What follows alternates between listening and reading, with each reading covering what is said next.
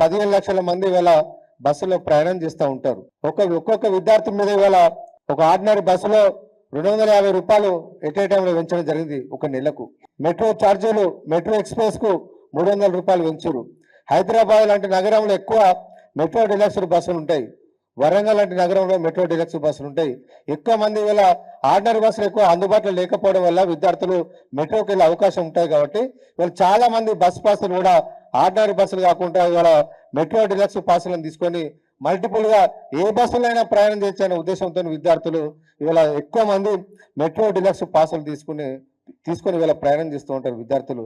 ఎందుకంటే కెరీర్ లో ఒక దిక్కు కాలేజీలో చదువుకోవడానికి వేరే కోచింగ్లు పోవడానికి ఆర్టీసీ బస్సుల కోసం ఆర్డినరీ బస్సుల కోసం ఎదురు చూస్తే మిగతా నేను నేర్చుకునే యాక్టివిటీస్ ఆగిపోతాయనే ఉద్దేశంతో డబ్బులు కొంత ఖర్చు అయిన మంచి అని చెప్పి విద్యార్థులు వీళ్ళు మెట్రో డిలక్స్ బస్సులు తీసుకొని హైదరాబాద్ లో లక్షలాది మంది విద్యార్థులు హైదరాబాద్ లో మెట్రో డిలక్స్ పాసులు తీసుకుంటారు.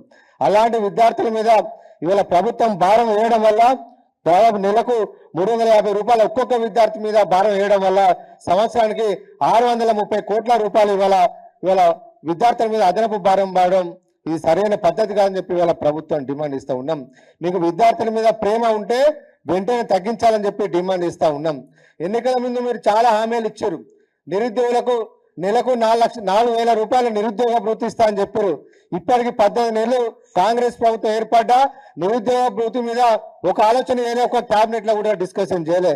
10 పాస్ అయిన వాళ్ళకు 10,000 రూపాయలు నెలకు ఇస్తా అని చెప్పారు. ఇంతవరకు దాని మీద నిర్ణయం చేయలే.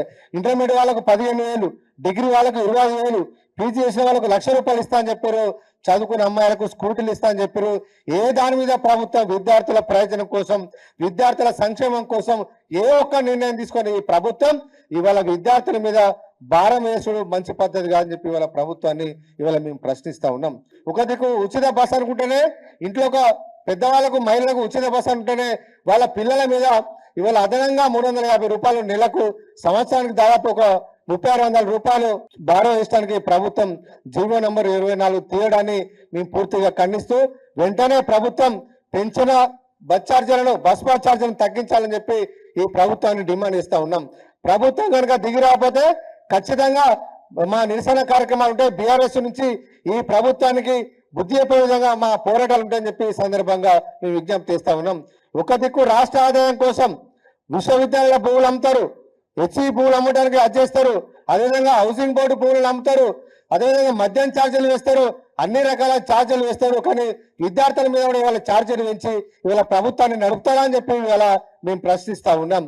ఇలాంటి ఆదాయం పరిపాలన చేతగాకపోతే చేతులు ఎత్తేయండి, మాతో కాదని చెప్పండి తప్ప ఈ రకంగా విద్యార్థుల మీద భారం వేయడాన్ని మేము తీవ్రంగా ఖండిస్తా ఉన్నాం. కాంగ్రెస్ పాలన అధికారంలోకి వచ్చిన తర్వాత ప్రజల జీవన ప్రమాణాలు ఏమైనా పెరిగినాయా? ప్రజల ఆస్తులు ఏమైనా పెరిగినాయా? ప్రజల యొక్క జీతాలు ఏమైనా పెరిగినాయా? మీరు ఆస్తులు పెంచిరా? మీ పాలన వల్ల, మీ నిర్ణయాల వల్ల ఎందుకు ఇవాళ విద్యార్థుల మీద మీరు భారం వేస్తారని చెప్పి ఇవాళ మేము ప్రశ్నిస్తా ఉన్నాం. ఈ ప్రభుత్వానికి చిత్తశుద్ధి ఉంటే ఇప్పటికైనా వెంటనే దిగి వచ్చి పెరిగిన ఆర్టీసీ ఛార్జీలను తగ్గించాలని చెప్పి విద్యార్థుల మీద పడే భారాన్ని ప్రభుత్వమే భరించాలని చెప్పి వాటిని మినహించాలని చెప్పి ఇవాళ రాష్ట్ర ప్రభుత్వాన్ని మేము డిమాండ్ ఇస్తా ఉన్నాం.